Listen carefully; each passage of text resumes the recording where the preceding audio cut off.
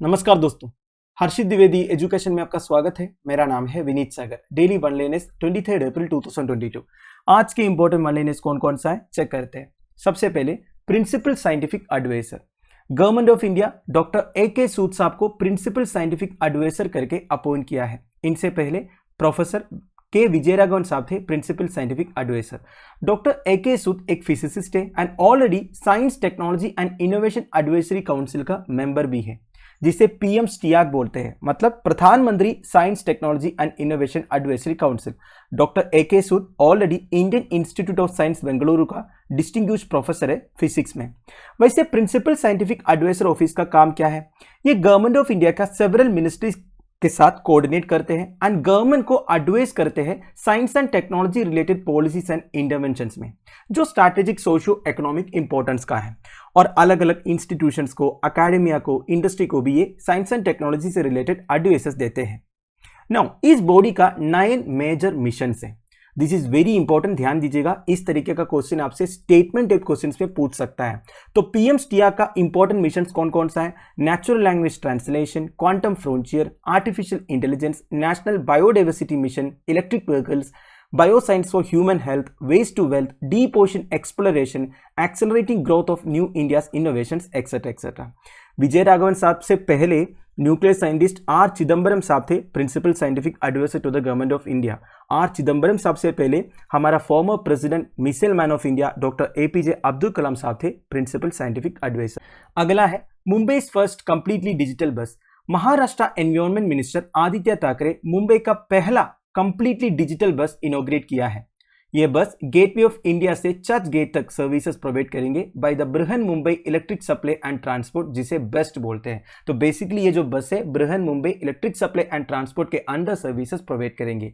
ये देश का पहला 100% डिजिटल बस होगा। इस बस में जितने सर्विसेज आपको अवेल करना है वो आप डिजिटली अवेल कर सकते हो। For example, the bus has a unique tap in tap out feature. Passengers अपना स्मार्ट कार्ड यूज करके टिकट्स ले सकते हैं। बस उन्हें अपना मोबाइल फोन में चलो करके एक मोबाइल ऐप इंस्टॉल करना है। जर्नी कंप्लीशन के बाद रिसीप्ट जो है उन्हें अपना मोबाइल फोन में मिल जाएगा। अगला है smart cities conference. The 3-day smart cities good urbanisation conference चल रहा है सूरत, गुजरात में। और इस इवेंट को कौन ऑर्गेनाइज कर रहा है? Ministry of housing and urban affairs, government of Asian country together with Surat good town corporation development limited. तो ये तीनों मिलकर smart cities good organization conference organize कर रहा है। और इस इवेंट के टाइम पर award winners of the India smart cities awards contest 2020 को भी ऑनर किया गया। अब हम अवार्ड विनर्स कौन कौन है ये भी चेक करते हैं। बस परफॉर्मिंग सिटी एंड स्टेट कौन है? सूरत एंड इंदौर को बस सिटी अवार्ड मिला है एंड उत्तर प्रदेश को बस स्टेट अवार्ड मिला है Indian smart cities award contest 2020 में। इंदौर को 6 कैटेगरीज में अवार्ड मिला, सूरत को 5 कैटेगरीज में अवार्ड मिला। Now best performing union territories, Chandigarh has been adjudged the best union territory in India smart cities award contest. अब देखिए चंडीगढ़ की स्पेशलिटी क्या है। चंडीगढ़ कई सारे प्रोग्राम्स में बस परफॉर्मेंस दिए थे। For example, cycles for change challenge, climate smart cities challenge, streets for people challenge, tulip and data smart cities. तो इन सारे जितने चैलेंजेस थे उसमें बहुत अच्छा परफॉर्मेंस दिया है चंडीगढ़ यूनियन टेरिटरी, इसलिए इन्हें बस परफॉर्मिंग यूनियन टेरिटरी का अवार्ड मिला है। और चंडीगढ़ को कल्चरल कैटेगरी में भी एक अवार्ड मिला है for its heritage work at the capital complex. Capital complex के बारे में आपने शायद सुना होगा, ये चंडीगढ़ में है, वो एक यूनेस्को वर्ल्ड हेरिटेज साइट भी है। तो इसके लिए कल्चरल कैटेगरी में भी चंडीगढ़ को अवार्ड मिला। अगला है अर्थ डे 2022। हर साल अप्रैल 22 को अर्थ डे सेलिब्रेट करता है। ये दिन हम सब के लिए एक रिमाइंडर है कि हमें एनवायरनमेंट को प्रोटेक्ट करना चाहिए, हमारी वजह से जितने इकोसिस्टम्स डैमेज हुआ है उसे रिस्टोर करना चाहिए और हमें सस्टेनेबल तरीके से अपनी ज़िंदगी जीना चाहिए। ये क्या होता है सस्टेनेबल तरीके से जीना? देखिए आप सबको पता है आजकल डेवलपमेंटल एक्टिविटीज़ के चक्कर में काफ़ी एनवायरमेंटल डैमेज होते हैं। हम नेचुरल रिसोर्सेज को काफ़ी एक्सप्लोर भी करते हैं, पर हमें हमेशा ये सोचना चाहिए ये जो एनवायरनमेंट है, ये जो नेचुरल रिसोर्सेज है, ये केवल हमारे लिए नहीं है, आने वाले जनरेशन्स के लिए भी है। आप नेचुरल रिसोर्सेज को एक्सप्लोर करने का मतलब ये नहीं है आने वाले जनरेशन्स के लिए कुछ बचा ही नहीं है। तो हमें हमेशा सस्टेनेबल तरीके से सब कुछ करना है ताकि आने वाले जनरेशन्स भी ये सारे नेचुरल रिसोर्सेज को, ये इकोसिस्टम को, ये एनवायरनमेंट को एंजॉय कर सके। इसे बोलते हैं सस्टेनेबल तरीके से जीना। तो ये इवेंट सबसे पहली बार सेलिब्रेट किया था 1970 में। इस साल जो सेलिब्रेट हुआ अप्रैल 22 2022 में, ये 52nd एनिवर्सरी था। पहली बार अर्थ डे ऑब्जर्व किया गया था यूनाइटेड स्टेट्स ऑफ अमेरिका में, और इसका एक हिस्ट्री भी है। 1969 में यूनाइटेड स्टेट्स ऑफ अमेरिका में सांता बारबरा करके एक जगह में ऑयल स्पिल हुआ था, जिसकी वजह से काफी एनवायरमेंटल कंसर्न्स हुआ था। तो इसके अगेंस्ट प्रोटेस्ट करने के लिए सम 20 मिलियन पीपल स्ट्रीट्स पर पहुंचे थे अप्रैल 22 को। तो इसी दिन का रिमेम्बरेंस के लिए हर साल अप्रैल 22 को अर्थ डे ऑब्जर्व करते हैं, और तभी से इस दिन अप्रैल 22 को अवेयरनेस फैलाते हैं ऑन अदर एनवायरमेंटल इश्यूज। वैसे दोस्तों और एक इंपॉर्टेंट पॉइंट यह है, the landmark Paris agreement earth day के दिन साइन हुआ था 2016 में, जिसे पेरिस क्लाइमेट अकॉर्ड भी बोलते हैं।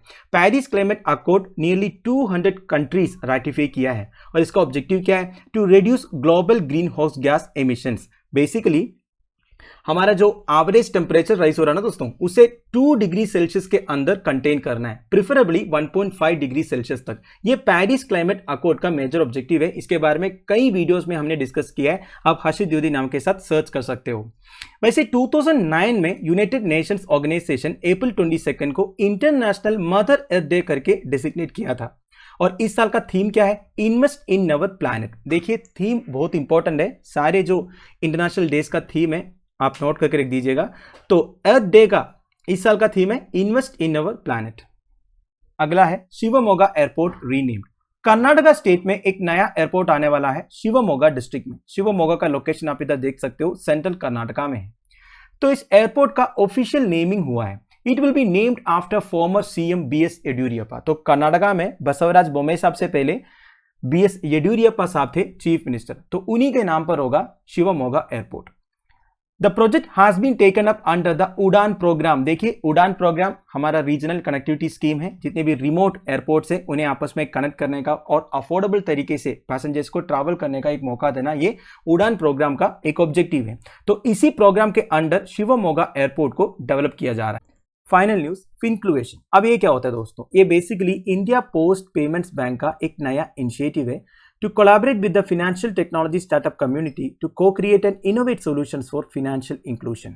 तो बेसिकली फिनक्लुएशन का ऑब्जेक्टिव है फिनेंशियल इंक्लूजन। फिनेंशियल इंक्लूजन का मतलब क्या होता है? मतलब हमारे देश में जितने सिटीजन्स हैं उन सबको फिनेंशियली इंक्लूड करवाना। मेरा कहने का मतलब है, देखिए देश में आजकल कई सारे financial services and products available है, पर जो रूरल इलाकों में लोग रहते हैं वो इन फिनेंशियल सर्विसेज को, फिनेंशियल प्रोडक्ट्स को ठीक तरीके से एक्सेस नहीं कर पाते हैं, या फिर वो अफोर्ड नहीं कर पाते हैं। तो गवर्नमेंट ऑफ इंडिया का टारगेट ये है दोस्तों, इन सबको एक्सेसिबल एंड अफोर्डेबल तरीके से फिनेंशियल सर्विसेज प्रोवाइड करना। तो इसके लिए उनको फिनेंशियली इंक्लूड करना पड़ेगा, जैसे कि उन्हें बैंक अकाउंट्स खोल के देना पड़ेगा, या फिर बैंकिंग में जितने सर्विसेज वगैरह है वो कैसे काम करते हैं, कैसे उन्हें अवेल करना, ये सब उन्हें सिखाना पड़ेगा। तो ये सब फिनेंशियल इंक्लूजन का पार्ट है। गवर्नमेंट ये क्यों करना चाहते हैं दोस्तों? क्योंकि गवर्नमेंट का आजकल जितने वेलफेयर प्रोग्राम्स है, पॉलिसीज है, इनिशिएटिव्स है, वो मैक्सिमम डिजिटली होते हैं। ये सब अवेल करने के लिए बैंक अकाउंट होना ज़रूरी है, और बैंकिंग सर्विसेज के बारे में जानना भी ज़रूरी है। तो सबको सिखाना पड़ेगा ये सब सर्विसेज को कैसे एक्सेस करना है। तो इसे आप फिनेंशियल इंक्लूजन बोल सकते हो। अब फिनेंशियली लोगों को इंक्लूड करने के लिए क्या क्या नए इनोवेटिव सॉल्यूशंस लेके आ सकता है, इसके बारे में रिसर्च करने के लिए इंडिया पोस्ट पेमेंट्स बैंक क्या कर रहा है, नया जो फिनेंशियल टेक्नोलॉजी स्टार्टअप कम्युनिटी है ना, उनके साथ कोलैबोरेट कर रहा है, जिससे फिनटेक बोलते हैं। फिनटेक नाम तो आपने सुना ही होगा। बेसिकली फिनेंशियल सर्विसेज में जो टेक्नोलॉजी आजकल आ रहा है ना, उसे फिनटेक बोलते हैं। फॉर एग्जाम्पल यूपीआई आया था, आधार आया था, ये सब ऐसे फिनेंशियल प्रोडक्ट्स आप बोल सकते हो जो फिनेंशियल इंक्लूजन में मदद किया है। आजकल लोग स्मार्टफोन से पैसे भेजते हैं, रिसीव करते हैं, कुछ पेमेंट भरना है, चालान भरना है, वो सब यूपीआई के थ्रू हो सकता है। तो इससे ज़्यादा लोग फिनेंशियली इंक्लूड हो गया। तो ऐसे ऐसे नए फिनेंशियल प्रोडक्ट्स लेके आना ताकि और लोगों को फिनेंशियली इंक्लूड कर सके, ये फिनक्लुएशन का ऑब्जेक्टिव आप बोल सकते हो। वैसे फिनक्लुएशन के जो मेंटर्स हैं वो जितने स्टार्टअप कम्युनिटी के लोग हैं उनके साथ क्लोजली एसोसिएट करेंगे, कस्टमर का नीड्स क्या है उनको समझेंगे, और नया नया स्ट्रैटेजीज लेके आएंगे, नए नए मॉडल्स लेके आएंगे फिनेंशियल इंक्लूजन को और ज्यादा करने के लिए। तो ध्यान दीजिएगा, Fincluvation is an initiative by Indian post payments bank. वैसे आपको पता होगा इंडियन पोस्ट पेमेंट्स बैंक को गवर्नमेंट ऑफ इंडिया ऑन करते हैं। तो दोस्तों that's end of it. I hope आपको वीडियो इन्फॉर्मेटिव लगा हो। लेक्चर की पीडीएफ एज यूजुअल आपको टेलीग्राम चैनल में मिल जाएगा, जिसका लिंक नीचे प्रोवाइडेड है। Thank you for watching. Bye bye, have a nice day.